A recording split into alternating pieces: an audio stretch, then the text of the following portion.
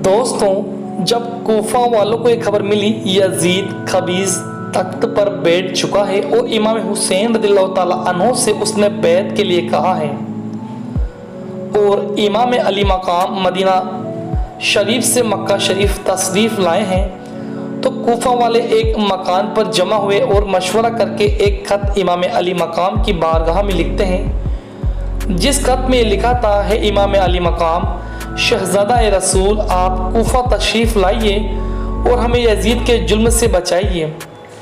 कूफा वालों की तरफ से तकरीबन 150 खत इमाम हुसैन को लिखे गए, तो आपने उनसे कहा, मैं अपने चचेजाद भाई हज़रत मुस्लिम बिन अकील रज़ियल्लाहु ताला अन्हु को भेजता हूँ। अगर यह तुम्हारा मामला ठीक देखकर हमको बताएंगे तो हम जल्दी तशरीफ़ लाएंगे। हज़रत मुस्लिम बिन अकील कूफा पहुँचे। जब कूफा वालों को खबर मिली कि इमाम हुसैन के भाई हज़रत मुस्लिम बिन अकील तशरीफ़ ला रहे हैं, तो आपका इस्तकबाल करने के लिए कूफा के लोगों में बड़ा जोश आ गया। सरदार कूफा आपके कदमों को चूमते रहे। मुस्लिम बिन अकील को मुख्तार शक्वी के यहाँ पर उतारा गया और वहाँ पर उन्हें ठहराया गया। आपके कदमों को धोकर वो पानी अपने अपने घरों में छिड़क रहे हैं। इतनी मोहब्बत का इजहार उन कूफियों ने किया। कूफा के 18,000 लोगों ने आपके मुकद्दस हाथ पर बैत कर ली और सबने मदद करने का वादा किया। ये सब देखकर हज़रत मुस्लिम बिन अकील ने हज़रत इमाम हुसैन को ख़त लिखा कि यहाँ का माहौल ठीक है, यहाँ के हालात बिल्कुल दुरुस्त हैं और 18,000 लोगों ने बैत कर ली है, लिहाजा आप जल्दी ही आए। उधर यजीद को खबर दी गई, इमाम हुसैन ने अपने भाई मुस्लिम बिन अकील को भेजा है। कूफा के हाकिम हज़रत नौमान बिन बशीर रज़ियल्लाहु ताला अन्हु मुस्लिम बिन अकील के साथ नरमी का बर्ताव कर रहे हैं। अगर कूफा का भला चाहते हो तो अपनी तरह का कोई ज़बरदस्त जालिम भेजो।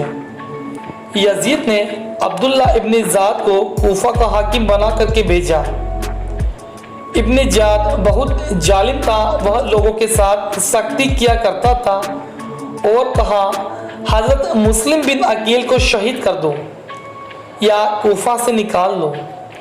इब्न ज़ाद ने सुबह होते ही कूफा में ऐलान करवा दिया, खबरदार, अब कोई भी मुस्लिम बिन अकील के साथ न जाए।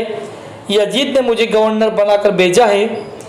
जो मुस्लिम बिन अकील को पनाह देगा उसके बच्चों को मैं कत्ल कर दूंगा। उसके मकान को आग लगा दी जाएगी और मकानों को जब्त कर लिया जाएगा। इस ऐलान के बाद कूफा का पूरा नक्शा ही बदल गया। कूफा वालों की मोहब्बत अब नफरत में बदल गई। हज़रत मुस्लिम बिन अकील ने फजर की नमाज अदा की और सोचने लगे, कैसे इमाम हुसैन को कूफा वालों की बेवफाई और यजीद के जुल्म सितम की खबर दूं। अब तीर कमान से निकल चुका था। लोगों को डराया धमकाया। 18,000 लोगों में से 30 आदमी ही बचे थे। तारीख गवाह है, मुस्लिम बिन अकील ने पहली जंग कूफा में जीती। कुछ वक्त के बाद यजीदियों ने आपको घेरा, फिर भी आपने उनका सामना किया और उन्हें हरा दिया। वो जालिम कुछ न कर सके। छत पर जाकर उन्होंने आग के गोले फेंके। आप उनसे काबू न हुए तो मोहम्मद बिन असास ने कहा, आपके लिए एक अमान है, आपको कोई कत्ल नहीं करेगा। हज़रत मुस्लिम बिन अकील थक कर एक दीवार से टेक लगाकर बैठ गए। एक सवारी हाजिर की गई। आप सवार हुए, तभी एक शख्स ने आपकी तलवार आपके हाथ से छीन ली, तो आपने फरमाया, यह पहला धोखा है। मोहम्मद बिन असास ने कहा, मत डरिए, वो जो अमान आपने दी थी वो कहाँ गई? फिर आप रोने लगे। एक शख्स ने कहा, इतने बहादुर हो फिर भी रोते हो। आपने इरशाद फरमाया, मैं अपने लिए नहीं रो रहा हूँ, मैं रोना तो इमाम हुसैन और आले रसूल का है। वो आते होंगे, उन्हें इस धोखे का पता नहीं है। फिर आपने मोहम्मद बिन असास से फरमाया, मैं देख रहा हूँ तुम पनाह देने में अजीज रहोगे और तुम्हारी अमान काम न देगी। अगर हो सके तो इतना कर दो, तुम्हारे पास से कोई शख्स इमाम हुसैन के पास भेजकर मेरे हाल की खबर दे दो और कहना आप वापस चले जाएं, कूफा वालों के धोखे में ना आए। जब इमाम मुस्लिम बिन अकील इब्ने ज़ियाद के पास लाए गए, मोहम्मद बिन आसास ने कहा, इन्हें आमान दे चुका हूँ। इब्ने ज़ियाद ने कहा, तू कौन होता है आमान देने वाला? हमने तुझे इनको लाने के लिए भेजा था, आमान देने को नहीं। मोहम्मद बिन आसास खामोश हो गया। इमाम मुस्लिम बिन अकील को बहुत प्यास लग रही थी। आपने पानी पीना चाहा। जब आप पानी पीने लगे तो एक भक्त ने तलवार का वार किया और आपका एक ऊपर का होंठ काट दिया। आपने पानी पीना चाहा लेकिन प्याला खून से भर गया। 3 बार ऐसा ही हुआ। फिर आपने कहा, अल्लाह की यही मर्जी है। मुस्लिम बिन अकील ने मोहम्मद बिन एसास से वादा किया, इमाम हुसैन को खत लिख देना कि कूफा ना आए। कत्ल के बाद मेरा जनाजा इब्ने ज़ियाद से लेकर दफन कर देना। मेरे बच्चों पर रहम करना, वे बेवतन हैं, यतीम हैं, गरीब है। इतना कहते ही यजीद ने जल्लाद को इशारा किया, इमाम मुस्लिम की गर्दन काट दी जाए।